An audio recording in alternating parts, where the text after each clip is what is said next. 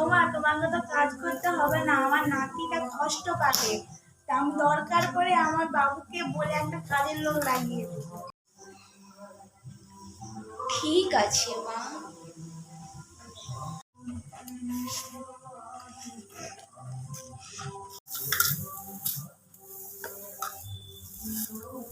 বেশি করে খাও, বেশি করে খাও, আমার কিন্তু একটা ফর্সা নাতি গোলগাল লাগবে।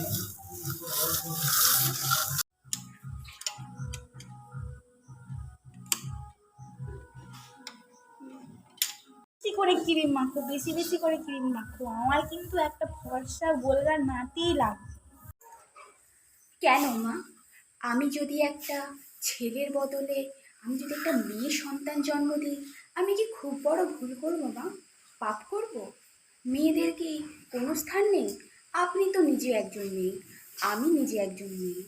আপনি যদি না থাকতেন, আপনার মেয়েকে কে জন্ম দিত মা? এখন মেয়েদের জন্য অনেক কিছু ব্যবস্থা হয়ে গেছে, তাই মেয়েদের স্থান কোথাও কম নেই মা। হ্যাঁ, তুমি ঠিকই বলেছো। আমার নাতিই হোক বা নাতনিই হোক, আমি তাতেই খুশি।